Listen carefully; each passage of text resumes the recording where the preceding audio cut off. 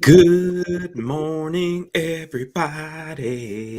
Happy Saturday, everyone across Facebook, LinkedIn, YouTube, and around the world. I am Lawrence Henderson, the co-host of ConCon 2021, and I am here with my partner in success, Karen Huller. What is going on, Karen? It's nice to be with you on a Saturday. It really is. And there's Dr. Pamela Larde is with us now, and Michael Taylor's with us. Welcome. We're just getting started. So welcome to ConCon 2021 and this lovely Saturday morning here in the Philadelphia area. How's the weather over there in Atlanta? Well, go ahead, Dr. Pam. No, I was about to say, down on my end, it's finally chilly. You see Dr. Pam is sitting in a turtleneck. Sweater weather. Sweater weather indeed. Yeah. Lovely.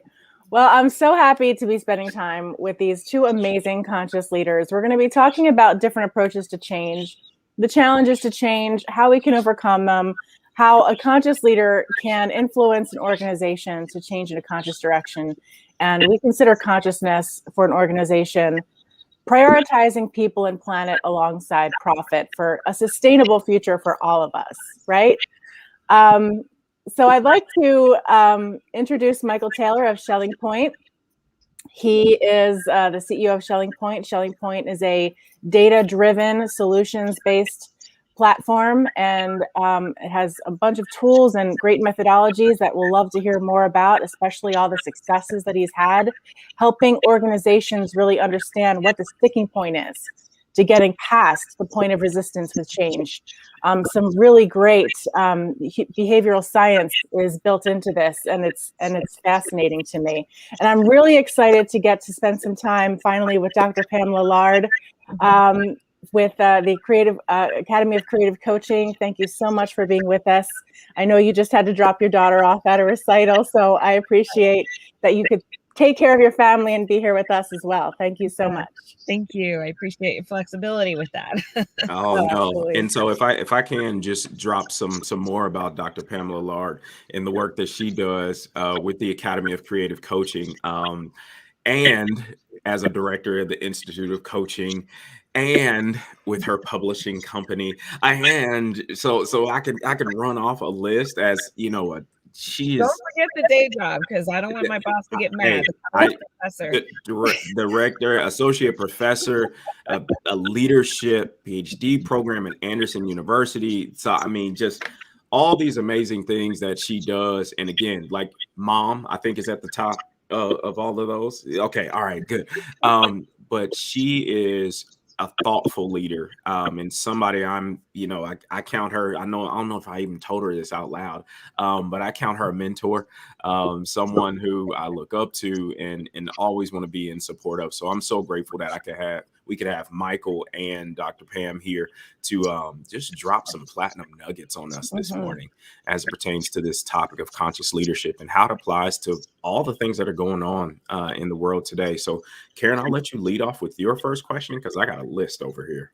Okay, I'm going to shoot out the question. Whoever has an answer top of mind, just go ahead and jump in, and then we'll give each of you a turn to answer should you want to. What are the keys to short and long-term organizational transformation? I'll jump in. Okay. Flexibility is extremely important, and I think COVID taught us that. When we've had this pandemic, nobody was thinking about that.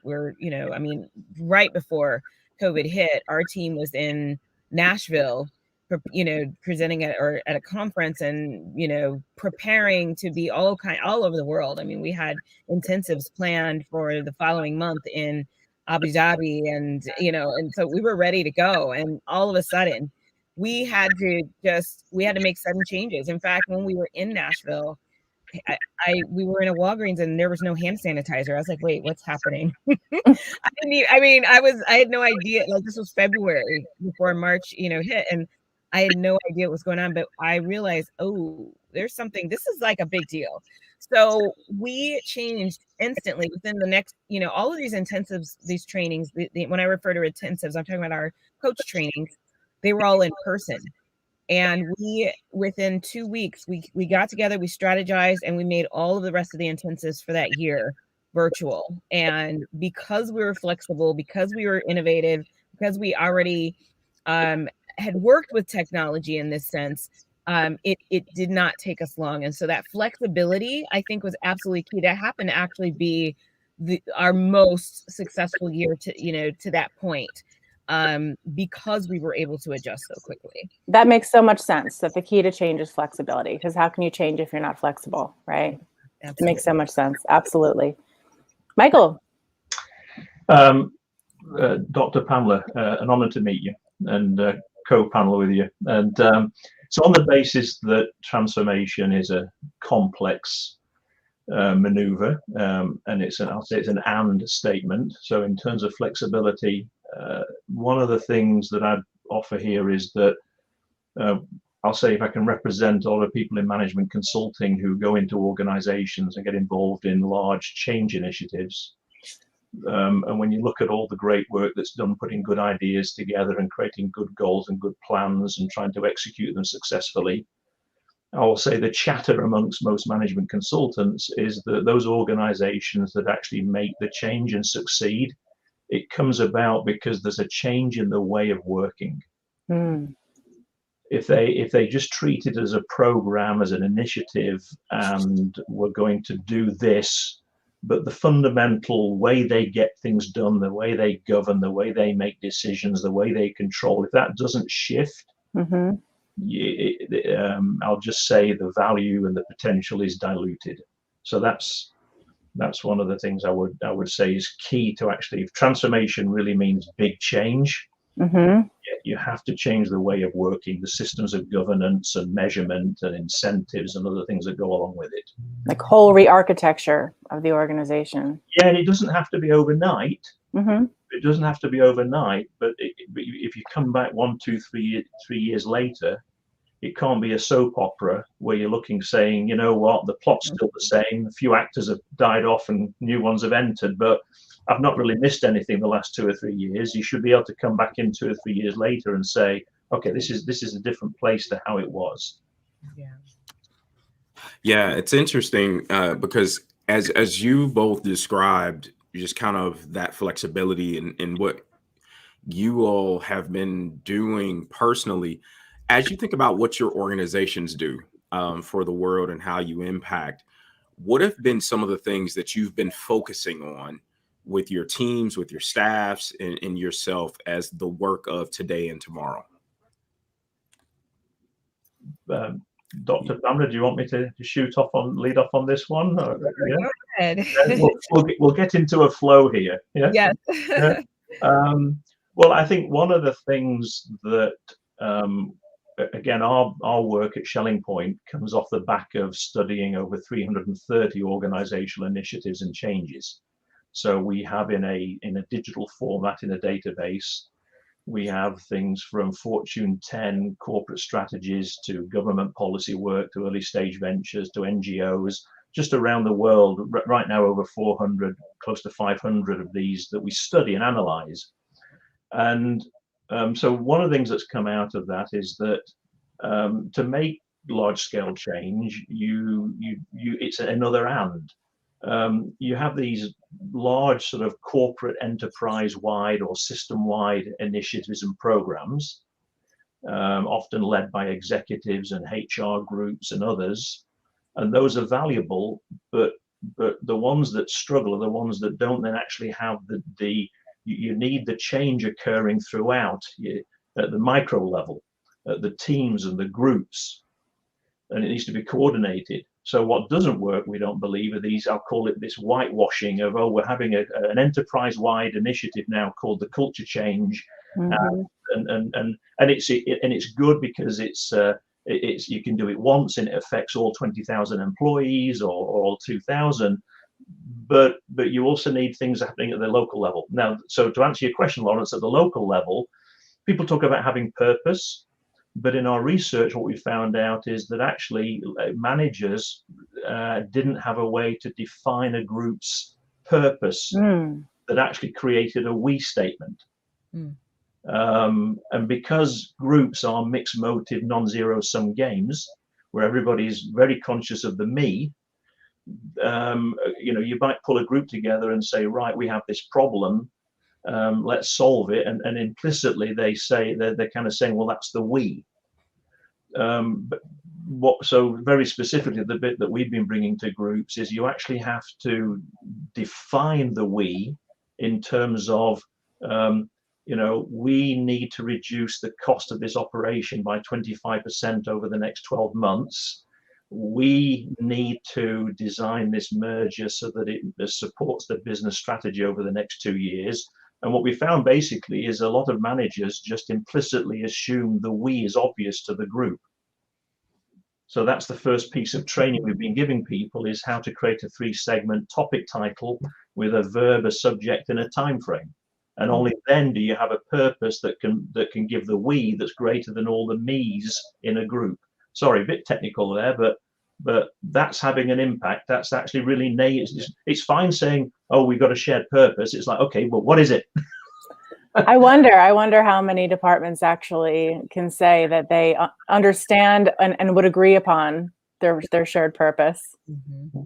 Well, our data would say that when we use mathematics to measure a group's degree of alignment, out of 139 executive teams that we've measured, only 4 out of 139 had sufficient degree of alignment around things like that. Wow, that's not enough. Yeah, but anyway, but to answer your question, Lawrence, that's a very practical. While you're doing the large, things at a micro level, making sure actually people can name the purpose at a departmental level or at a team and a subject level when they're doing something. Dr. Pam, do you have anything on that one? Yes, I would love for you to repeat the question. I have my answer, but I want to make sure that I tailor it to how you're asking the question. Yeah, just wanting to know more insight of how you and all the things that you're involved in today, you're connecting the dots of how you're impacting the world in a meaningful way. Okay. You asked it different, so that changes my answer a little bit. Well, I'll tell you what I was going to say. Mm-hmm. Because it was something along the lines, I can't remember the wording, but of how our team is working or something in particular. And so my answer for that was around the values that we have around self-care, and making sure that people are really taking care of themselves. So this is driven by what I'm calling situational diversity. And what I mean by that is that you have people who are in a wide variety of situations. Our team is all over the country. And you have some people who are, I'll bring COVID back to the mix, who are battling COVID in a number of different ways, especially depending on what state they're living in. All the states are dealing with this differently. You have people who are, and also attached to COVID, domestic violence issues have increased tremendously. Parents are battling around what's going on in the schools, and schools are being closed and schools are being opened, and so having to navigate life while working for Academy of Creative Coaching, it's really important that we're conscious of the fact that we are interacting with human beings who have complex challenges, complex lives. And so that element of human dignity and self-care is absolutely essential in integrating that and those values into the work we do. So the situational diversity, how that might practically play out. Let's say that we have an employee on the team who is dealing with an adverse family situation, and they share this with me. And, even regardless of whether or not they give all the details, if they were perhaps a front-facing employee where they dealt with clients all the time and emotionally and psychologically they can't do that right now, we'll move them to a position that enables them to do their job, to continue to make the money, to utilize their strengths, and allow somebody else to be the front-facing person. And so really having, again, flexibility, but prioritizing care care for the whole person is a concept that I picked up at Marquette University when I worked there. It's a Jesuit ideal, and it's that idea is that you're more than just an employee, you're more than just a student, you're a whole person. So how do we make sure we care for that? So, and the second way that you asked the question about how that impacts the world, it's a ripple effect. When people within an organization are cared for, they're going to care for the people they interact with within and outside of the organization. And I have seen the effects of how when we care for somebody, what that does to other people who interact with us as individuals and as an organization. Yeah, I love that. And Michael, it looked like you were about to say something. Go ahead. Well, I'd just like to add to something to what Dr. Pamela said there is, for the last dozen years, I've been guest speaking at business schools. And so at the Cornell Business School on the course Managerial Decision Making. So one of the things that we did the last 2 years during COVID, you might be interested in this, Dr. Pamela, was we asked the MBA cohort on managerial decision making, how will you change how you manage how will you change how you manage and make decisions post-COVID? And what we did though is we went back all the way through the last 12 years of MBA cohorts. So that means now there are, for example, executives at large corporations 40 years old, all the way through to the current MBA program. And what was very interesting about it was just amongst all the opinions about, well, we need to be more conscious about external threats. We need to be more aware of signals and what they could mean. We need to rethink about our scenario planning approaches. Amongst all of what you might expect from an MBA group doing managerial decision making, what really stood out was the volume of commentary about being aware of workers and colleagues and staff, about making sure hybrid working works, about how to give people attention when you're not in the office. It was just striking. I just want to get in a way sort of say what you're describing. It was very good to see that coming through so strong in 12 years of these MBA cohorts, in the voices that they offered about this awareness of the need to do that. I just wanted to add that. I love that. That's amazing. Yeah. Not just the sort of, well, we're going to have to make sharper decisions and be more aware of organizational threats. There was just a very human side to it that we that really came out of the voice. Yeah. That's amazing. Yeah, and that's interesting, and I love that. And in particular, Dr. Pam and Michael, you both as researchers and as people who, where's the data? What is the data telling us, and how is that driving what we do?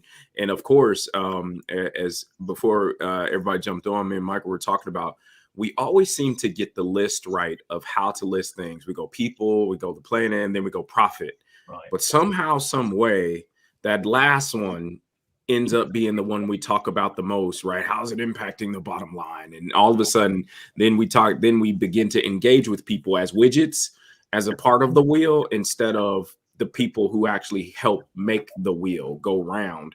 And so when you think about being conscious, and you just put those stats out there, Michael, particularly around the active leaders, around what needs to happen. And Dr. Pam, when you all think about this next wave of leadership development in a conscious way, what are you going to see? What do you see as the actual actionable things that leaders need to grab onto? I have a response, but I want Go ahead, Michael.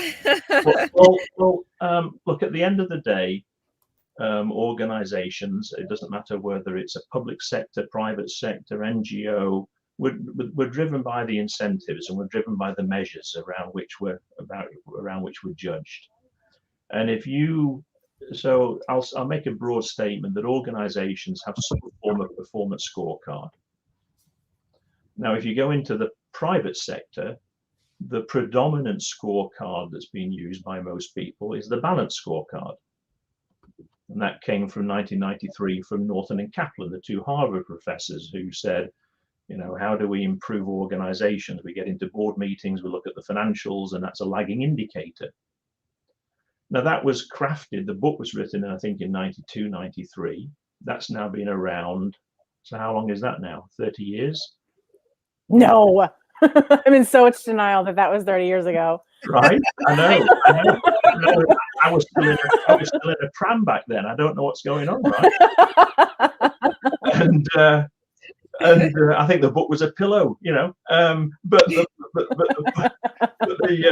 point though is that concept, until Norton and Kaplan came along with the balanced scorecard, there was no, I'll say, global approach to what are our metrics by which we govern. It was basically revenue and other factors.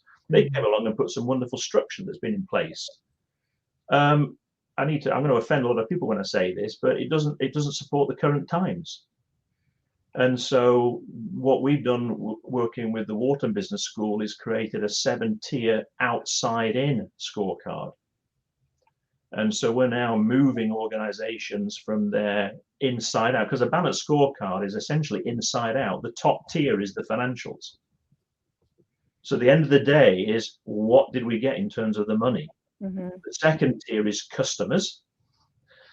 The third tier is processes, and the fourth tier is assets and learning. So the theory is, what do we need to learn to be able to put that into processes, to be able to delight the customers, to be able to make money for us? It's inside out. And what Professor George Day at the Wharton Business School says, of course, is that, you know, everybody can be very meaningful in terms of genuinely being customer centric and people centric, but when you get into those planning and strategy meetings, it all falls away because you think inside out. It's, what do we want? We want revenue, we want this, we want that. So that's where we've developed collaboration, develop the outside-in scorecard. So what you're doing there in the top two, the very top tier is called the external stakeholder value. The second tier is the internal stakeholder value. So what it means on every single situation now where we're training all of this, again, we're a training organization and a platform organization, is every single group is being asked, whether you're back in the back end of the supply chain doing procurement, or whether you're on the customer facing, who is the external stakeholder and what is this problem solution, goal setting, policy development, who is it going to benefit and how? Well, that's where you place environment, people, etc. The second tier is when you get to talk about, well, what does it do for our department in terms of metrics and other things? So that is the practical way that we believe we can help shift this notion to, I'll call it, a better set of metrics. Again, I'm sorry, I'm very mechanical about it, but I live in the how-to world. I live yeah. No, that's great. You know, what comes to mind for me is being, so what I think leaders need to practically do and be in tune with doing is being in tune with what's going on, you know, in the world, what's going on in the community. I was recently watching an interview with Brene Brown, and she was talking about her research and her approach, and she does a grounded theory approach. And, you know, so she was talking about how she goes about doing that. And she was talking about this with a business professional. So what was really interesting is that they sort of found alignment in research, academic research, and business approaches. And and I wish I can remember the name of the man who was interviewing her, but what he was saying was, you know, what's interesting, because she was describing her research as, we go and we find a population that we're interested in learning more about. We interview them, we get to know them, and then we draw conclusions based on that. What he said is, you know, it's interesting in the business world. The business world creates a product and says, I'm going to make this for you, and this community is going to like it, and we're going to sell it to you, and we're going to make sure. And then after we sell it to you and you use it, then we'll do the research and see what you think. And he said it would be such an interesting approach if businesses identified a community with which they want to, you know, build a relationship with, and then create a product that, you know, meets the need of that community and meets the situation and what's going on within that community as a result of those conversations and the relationship building. As Lawrence had mentioned, there's this bottom line focus, and with that bottom line focus, a lot of leaders are like, we don't have time for that. We got a product, we need to sell that product. But I thought it was such an amazing approach to think about it from the way that academics do research. Identify that population, find out what's going on, get to know that population, build intimate connections with that population, and then find ways to develop products or services that meet that population's needs. It feels backwards, but I think that's one of the responsibilities and one of the practical things leaders and organizations can do, to really make a difference and to really make change. Yeah. That sounds a lot like sharpening your axe, right? There it is. The If niche. right? I mean, well, if you had 4 hours to chop down a tree, would you take your dull axe and hack away at it until it falls down, or would you sharpen your axe with that time? Yeah. And then you can think about a business doing that. All the waste, all the spending waste, right? That will, as a byproduct, absolutely impact your bottom line. Yes. Of course. And of course it will impact your top line because you're serving the needs. You don't have to convince them. They want it, they need it, they're already in. Exactly. If I can say to that, I think I don't know if you're familiar with the emerging concept of design thinking and customer journey mapping. And so what I would say is, if we'd been having this conversation, Dr. Pamela, 10 years ago, I think it would have been right to say, why don't we think about doing this? Where we are today is, I think there are certain people that would be on the call here that would say, well, we've shifted from the old. There was an awful expression I used to have a manager would use. He would say, we make the dog food and then we put it out there to see if the dogs will come and eat it. Mm-hmm.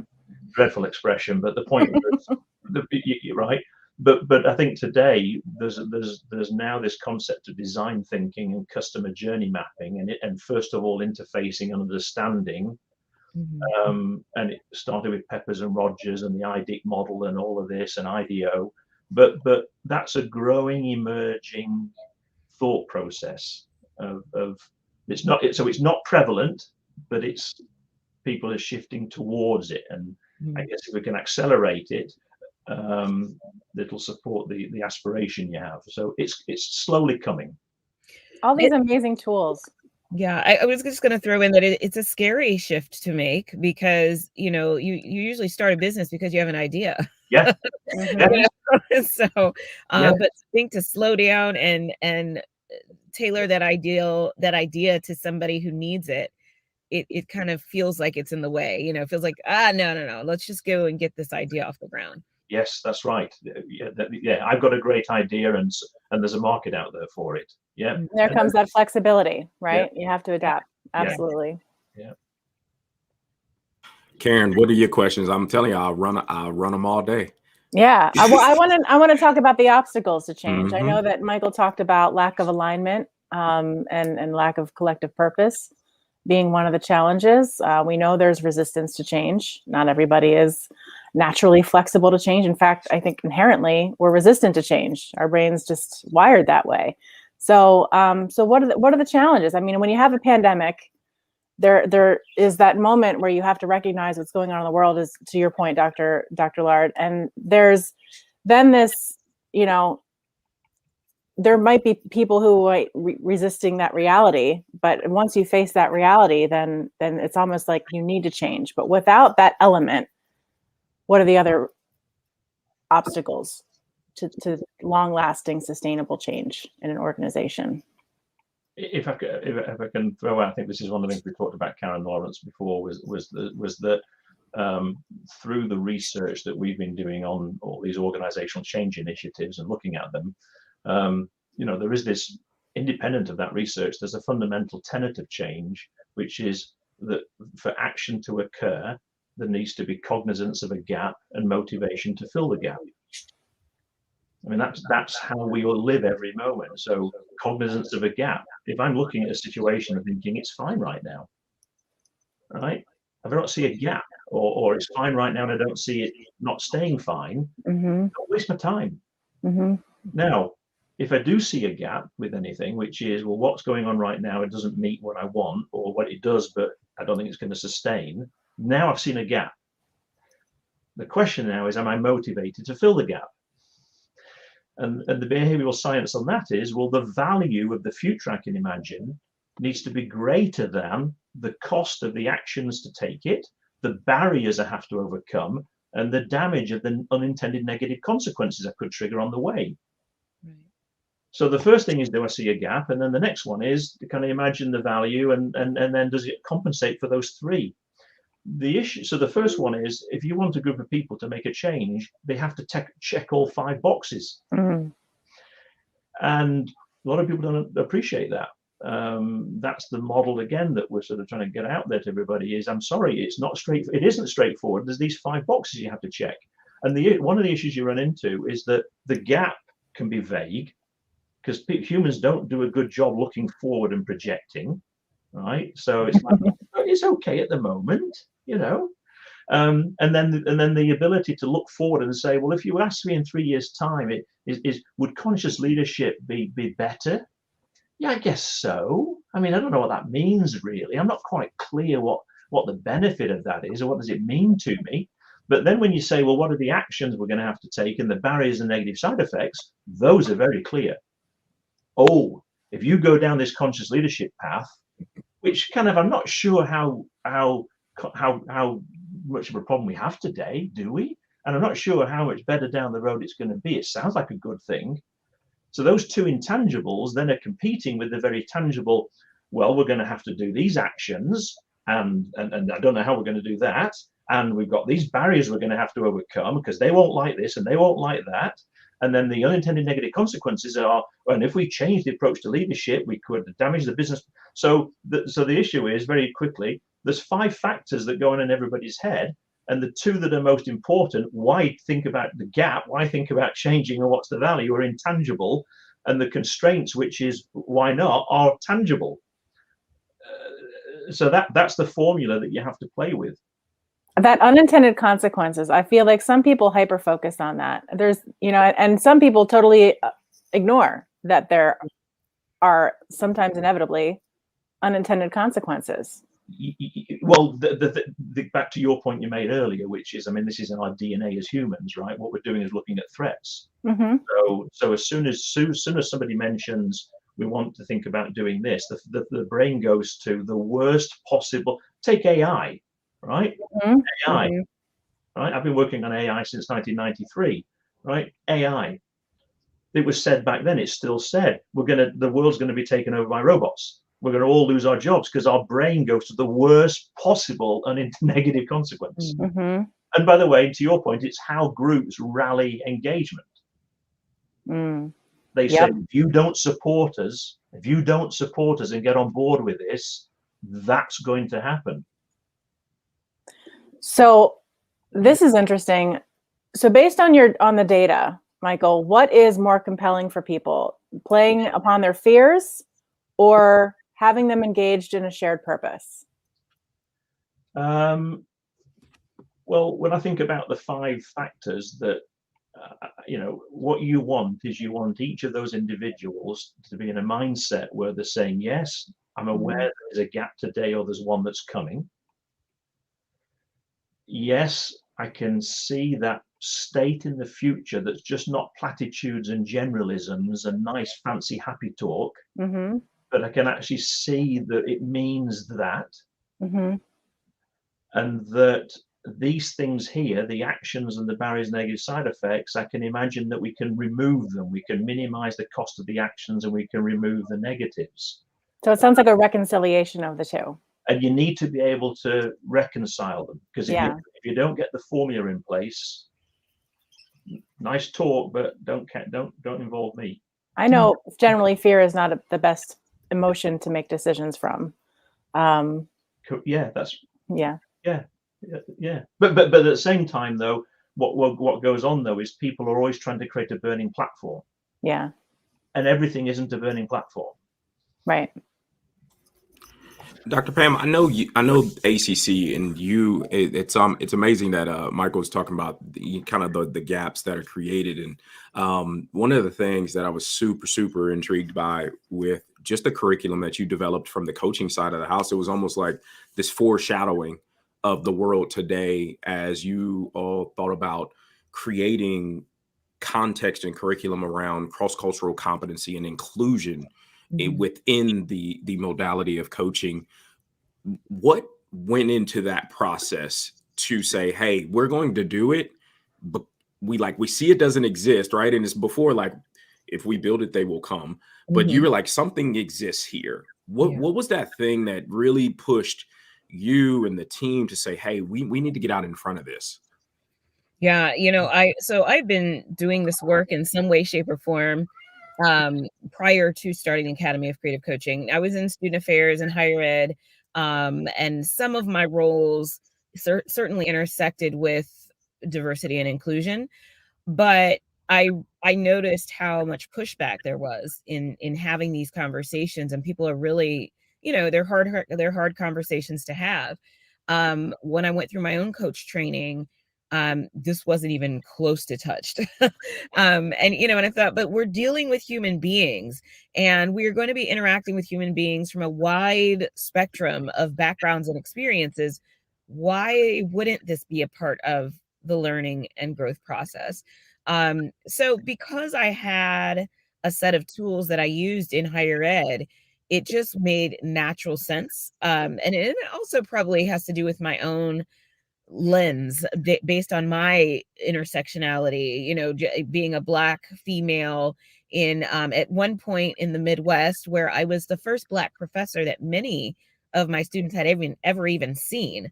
And so I had a lot of personal experiences that told me we need to do this work and we need to put this work as priority. So while the Academy of Creative Coaching is not a diversity coaching organization, it's an organization that really is sort of humanity first.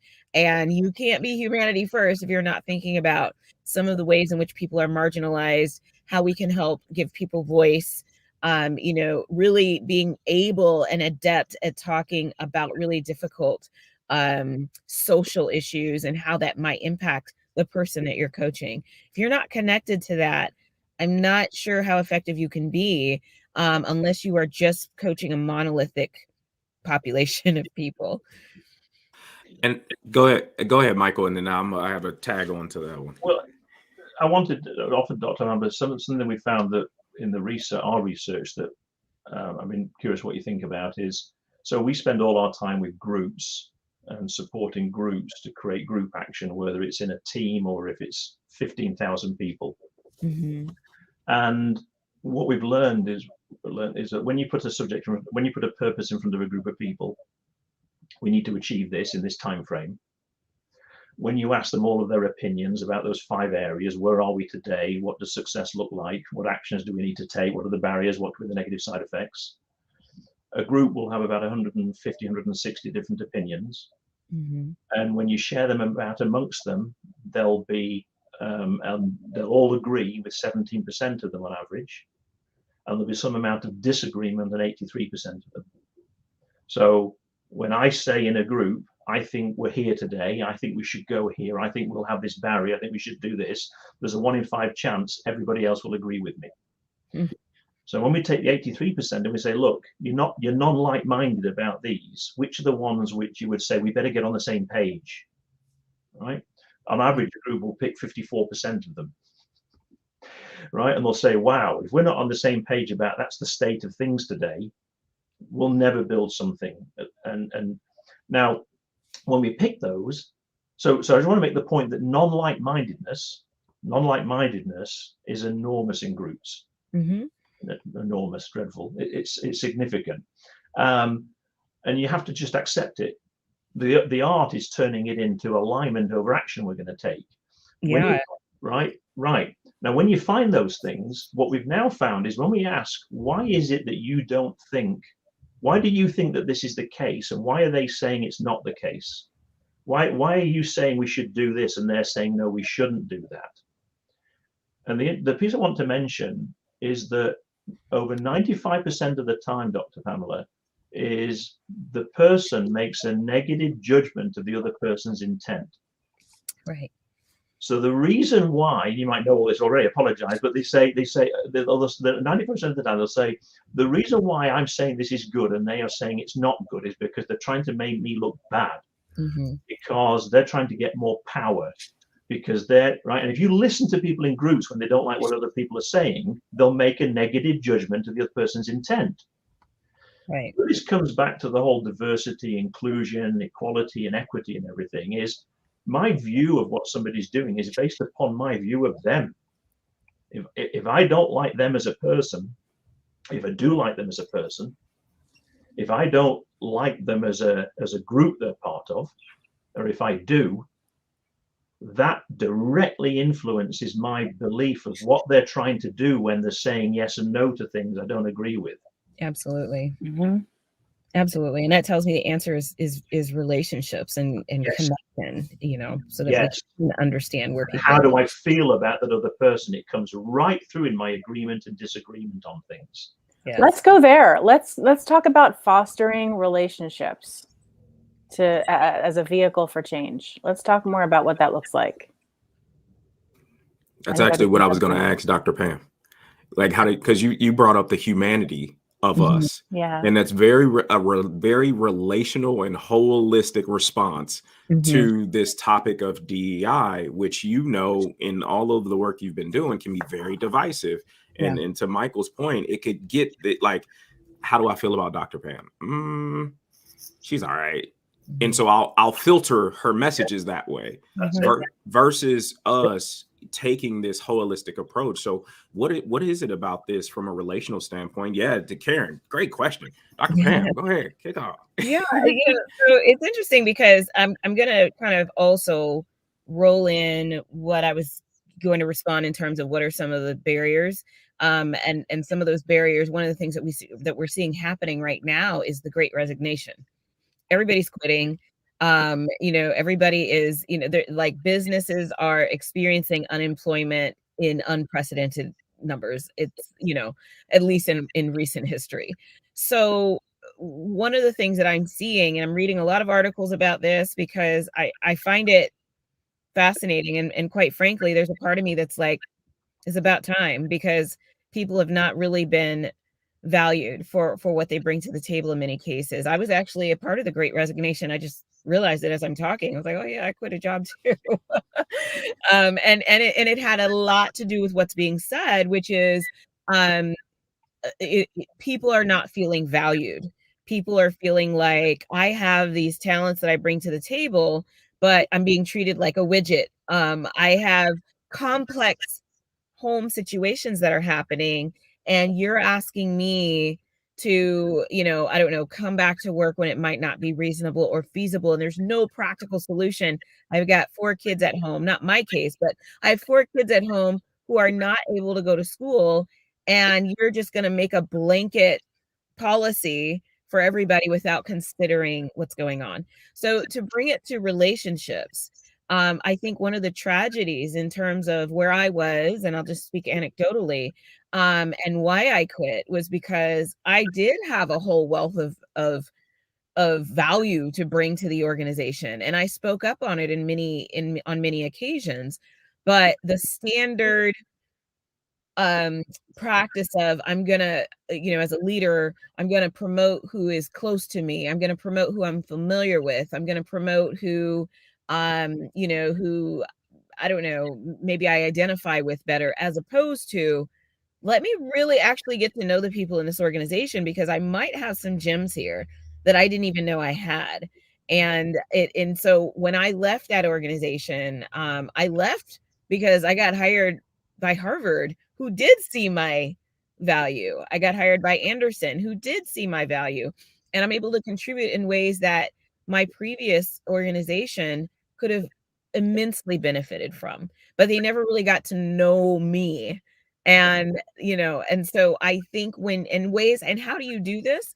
It can be as practical as, we are going to take some time out from our meetings from just always talking about business to, a little bit more of connection and getting to know each other, and doing some really intentional activities, which can be, it varies from organization to organization in terms of what makes sense and how it's done. One of the things that I've wanted to do with my own organization, and I've done some of it, I haven't done as much as I want, is one-on-one lunches with the people that I that are a part of the Academy of Creative Coaching. Who are you and how's it going? And, let's talk. And what are some of the challenges? What are challenges that you're having outside of ACC that we can help you with, And so, again, different organizations may have to have different approaches, but really connecting with those people, I think, is one way to curb this whole, your company from being a part of this Great Resignation. I think that something that maybe less conscious companies miss is that it's in the highest good of the people on this planet also to make sure that parents can tend to the needs of their family, right? Yeah. Right. I mean, that's not just a parent's need. That's a global need that parents can be there for their kids. Right. It's mainly why people have jobs. I mean, if they have families, and if you don't have kids, you have jobs to take care of, your family, your extended family, yourself, to make sure that there's some livelihood in your life. And so if we can't even get that accomplished with the job that we have, why are we there? Absolutely. That's the general sentiment. I just wanted to offer that, Lawrence, in terms of people and profit and planet, I think one of the things that managers and leaders are always trying to deal with, they're always trying to balance. It's not binary. It's not we make money at the expense of everything else, right? And a lot of people will talk that way. Well, it's just this, it's not that. And that's not reality, right? It's a spectrum. The people, the profit, the planet complicates that because it makes it a triangle. Mm-hmm. Right. So I'm thinking as I talk right now about the CEO of the financial services organization that's an investment company. The money, they're given money by the state to make investments, to build startups and ventures that will create jobs in the state. They have a wonderful track record of producing about $4 for every dollar given. They've created tens of thousands of jobs in the state, but they're always balancing making money with the cause of developing the next Bill Gates and the next so-and-so. I've been in there because I've been in their management meetings, and I've been there with the team, watching them balance the cause with the purpose to make money, because it's not one or the other. And the thing is, what I say is I find a lot of managers are just very naive. They stick to it's about the cause. It's got to be the cause. And others are about, it's got to be the money. Mm-hmm. So that was never easy in the first place as an executive, creating the balance. But now you've got the triangle, and that changed the whole game all over again. And I don't think the mechanisms are in place. Mm-hmm. To even at the executive level set their position in the triangle that then ripples through to the way we treat everybody across the organization. That just blows my mind. Just shift it. I mean, that really identifies the gap. That's the gap, right? Yeah. The gap is that businesses have been operating, balancing a whole different set of priorities that's not easy to shift. That's a whole and it does implode it and rebuild it from the ground up, which nobody wants to do, of course. Yeah. Well, I'm pointing out. Sorry, Lawrence. I'll let you. No. Go ahead. Well, no. I think the point is. So I think that's the problem that we see is you now have this triangular thing that I'm trying to.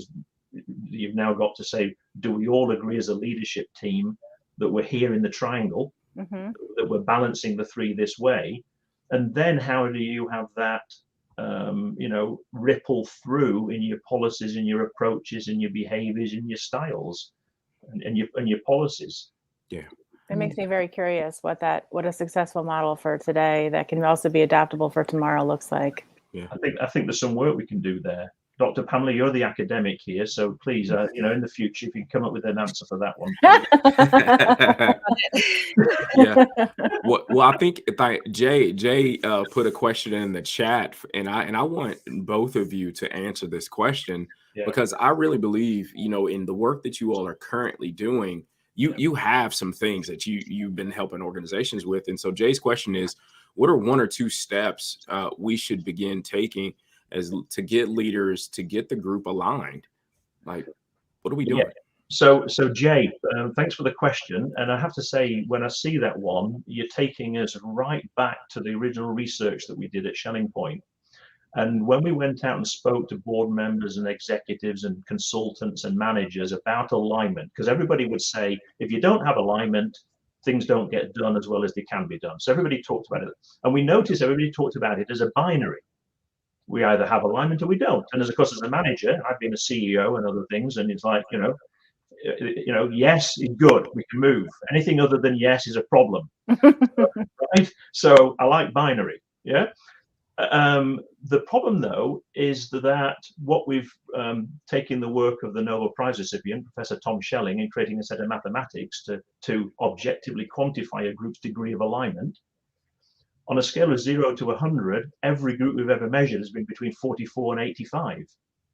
No group has ever been aligned at the action level. And I make a point here, because if you talk about generalisms at one level, we should have conscious leadership. Yeah, we can be aligned at that level.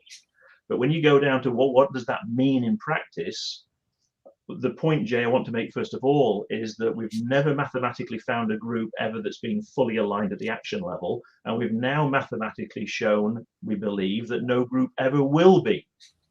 Therefore, the teaching that we teach on the MBA programs and teaching to managers and consultants and leaders is the first thing we have to do is change the language to how do we get aligned, and asking questions such as, are we aligned, which is a binary. The first change is how do we create sufficient alignment, and how aligned are we, and how do we create sufficient alignment.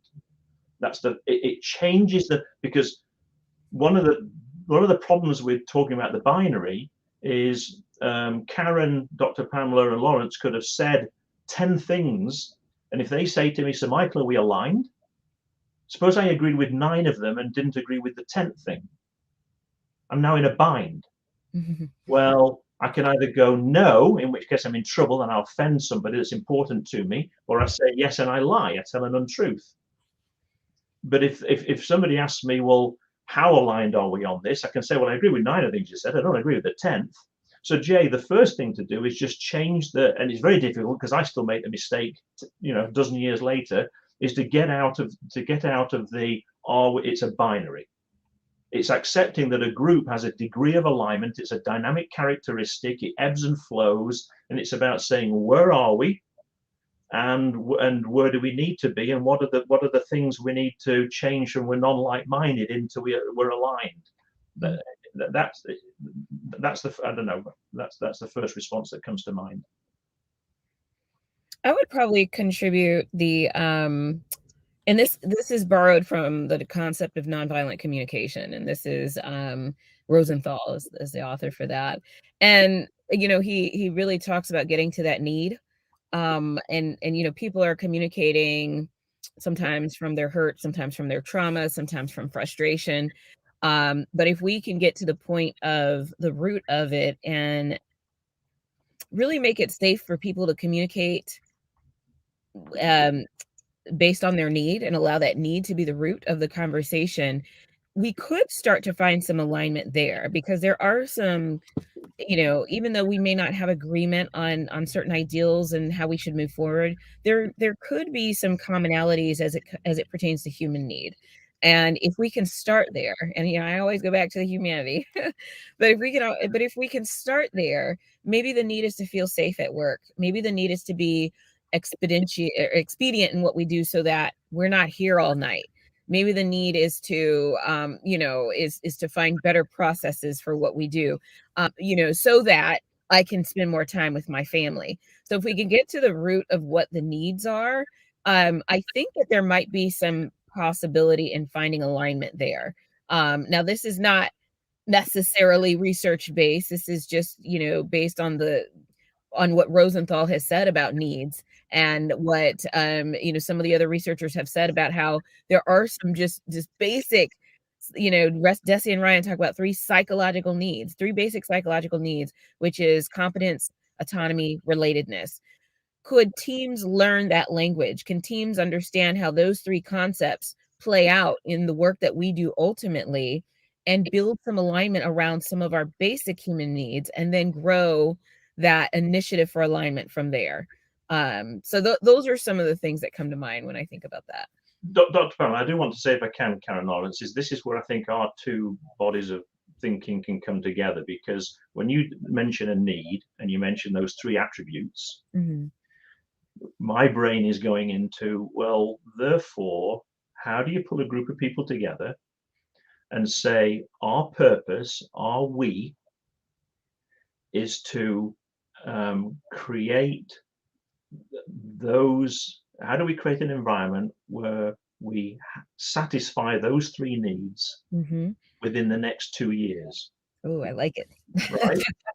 And we know, when I said at the very beginning, when I said at the beginning, yeah, people talk about how do you, it's how do you take that, what you just said, and turn it into a we, a shared, and notice the gerund, the verb was satisfy. You can pick a different one. The subject is possessing or having the needs, and the time frame over the next 2 years. You've just time bound it. Yeah. As soon as you say to a group of people and pull a group together, whether it's 5 or 50,000, and say, we want to have a collaborative dialogue about how do we satisfy those three needs in this community over the next 2 years. Now the 5 factors come in. The gap, where are we now? What's my view of the three needs? If you ask me in 2 years' time, have we satisfied the three needs? What does that mean? Yeah. What does that look like? And then the actions and the barriers and the negative side effects. Now, this is where we now know, if you get in a room and do it on flip notes and sticky charts and other things, you'll get about 50 to 90 opinions surfaced. Through this virtual dialogue technique that we created that provides people the safety to say what they're thinking, this is how we're getting 150 to 160, twice as many opinions. And you probably know from being at Harvard, Professor Chris Argyris of Harvard was the chap who identified the model of internal-external dialogue. So the 50 to 90 opinions that we get in rooms are the external dialogue. It's what we're comfortable saying in front of others. The bit that's been missing, the other half, is what we're not. It's what we say at the water cooler. It's what we say to Karen in private. And what Professor Argyris at Harvard showed was that all of our behavior and action is driven by our internal dialogue. The stuff that we're not saying in the meetings, that we're saying at the water coolers and we're saying outside. So all I wanted to say was, if that's a subject that you think would be important, how do we create those needs and satisfy the three needs? That's how we combine the two, is turn it into a shared topic. Right. Find out the 5 sets of thinking, do it in a safe manner that allows everybody to say what they're fully all thinking, and then understand where there's agreement and non-agreement about those things. There is a path to all of this, I guess, there is a path to all of these things. Absolutely. I love it. That's great. New model right here. Hey, I was about to say, because and again, it's in the simplicity of both of those explanations, because I think about something as simple as a business process that has to be completed, like performance reviews or feedback. And again, having a group of people in the room to say, hey, why do we need to give it in the first place? And it to help people, right? Not to hurt people. For what reason? So we can be better at getting stuff done.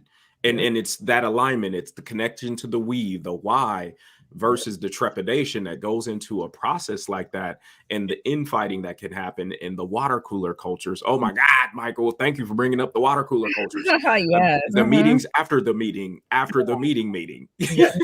All the things that make people walk around with tenseness in their stomach and drive home, or stressed out Sunday night that they got to go to work Monday morning. My office was that space where people, I know I'd have 3 colleagues come in, close the door, and be like, okay, let's debrief. That was for that. And the Desi and Ryan thing with the 3 psychological needs, what I didn't mention is that is the road to self-determination and motivation. So not only does that address alignment, but it also addresses team motivation, so yeah. Everybody needs to see this. That's how I feel. I'm so grateful to both of you for just the integration of both of your perspectives and models. I mean, it has amazing potential to transform so many corporate spaces. Yeah, and Jay, thanks for being here. Appreciate you too. Good question. Yeah. Dr. Pamela, I've enjoyed listening to the models and the concepts you brought forward. So thank you. Yes, It's always valuable engaging in these things, isn't it?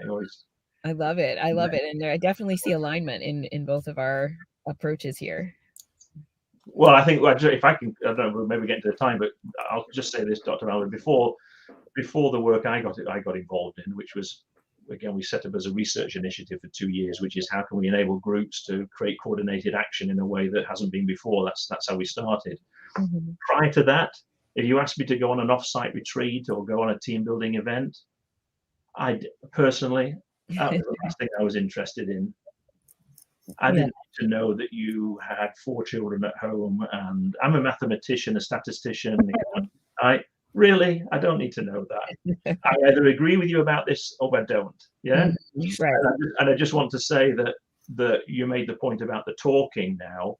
This whole point about if you don't understand each other, and if you negatively infer their agendas and where they're coming from, and you don't appreciate the backgrounds and what's really driving them, Mm-hmm. you can't create the we. Right. So thanks for pointing that out, the need for the dialogue. Thank you. I'm in love with what just happened there. That's just awesome. I love it. And it's funny, he's a quantitative mathematician and I'm a qualitative storyteller. So it's like marriage.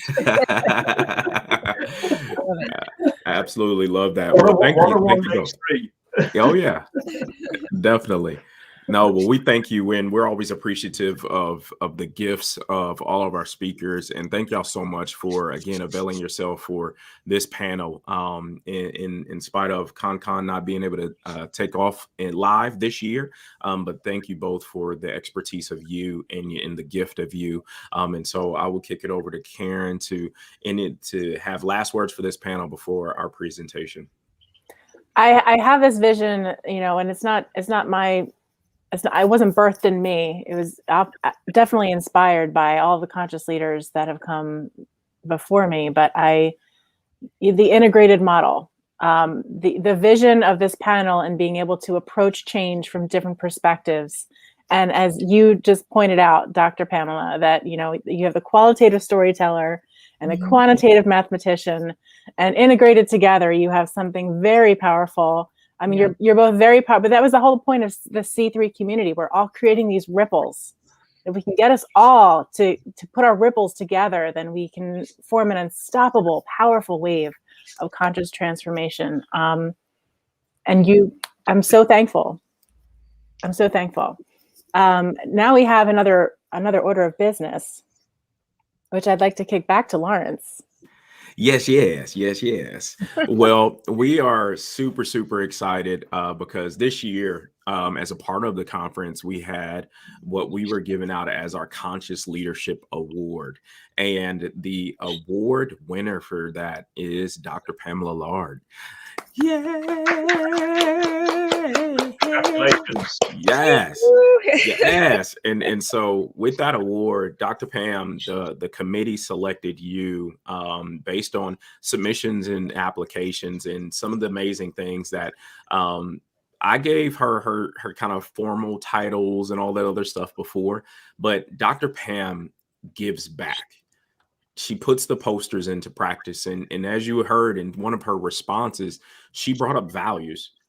And anytime I've ever engaged with Dr. Pam, it's her values in action that keep me saying yes to anything and everything that she asked me to do for the Academy of Creative Coaching. Her outside, like Dr. Pam going, she got to get rid of me. Like I am in it to win it when it comes to all things consciousness about her. But the reason why, again, those submissions went out for Dr. Pam and those applications in reading and writing them, it was just really the heart of her that comes through all of her work, being intentional with the steps that she takes and the people that she brings along for the ride, and allowing herself to be conscious of the season of life that she's in, and then being dynamic, being what the season needs her to be, and then impacting from that way. And so that in and of itself is why I'm excited to present, and Karen presenting this award to you this year, the Conscious Leadership Award for ConCon 2021. Congratulations, Dr. Pam. Wow. The floor is yours. Well, I just thank you so much. Your words are so amazingly eloquent, Lawrence. I'm like, ooh, I have to live up to that. So I just want to thank you all for creating this opportunity. This has been an amazing conversation this morning, and I'm just honored. I'm honored and I'm humbled. So, Oh man, Very good. our absolute pleasure, Dr. Pam. Our absolute pleasure. So without further ado, let me get this exit solo mode. All right. So y'all, thank y'all so much for joining us across platforms. Jay, thank you so much for your questions. And this is not the last of the ConCon content. I just rhymed. Did I just rhyme? I know. It's not the last. Another C3. I know, right? Like I just created another C3. Hey, that's what we do. I got 16 bars, maybe one or two. It's another life. But thank y'all so much for engaging. Again, Karen, thank you so much for the idea and the mental thought to say, you know what, we need to all connect and create our ripples. And I love that you constantly bring that forward of we're all creating ripples, and why not do it together to create the tsunamis of change and alignment that can be created. And so any last words, Karen, before we sign off today? I want to thank everybody who's been involved in the planning of ConCon. I want to thank all of the speakers who signed up for sessions. I want to thank the awards committee, which is Lindsay Ackerman, Barbara Mutedzi, and John Busciazzo.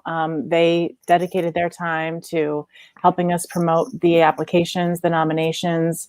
They went through all the nominations and obviously selected Dr. Pamela Larde as our first inaugural C3 Conscious Leadership Award recipient. I'm really excited about how this momentum can carry forward into the next year and beyond. So I'm just very appreciative to everybody who's been along on this ride, and for everybody who's joining it as we go. Can I say one more thing that I neglected to say? I just have to thank my team.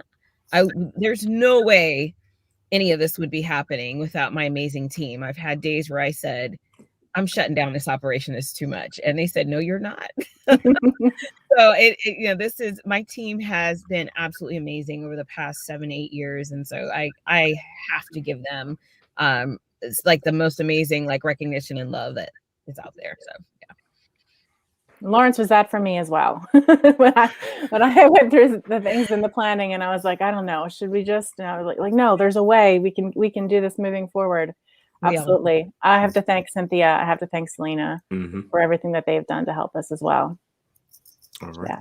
Well, that is a wrap, folks. Until next time, continue to be conscious, create alignment, and be well to each other.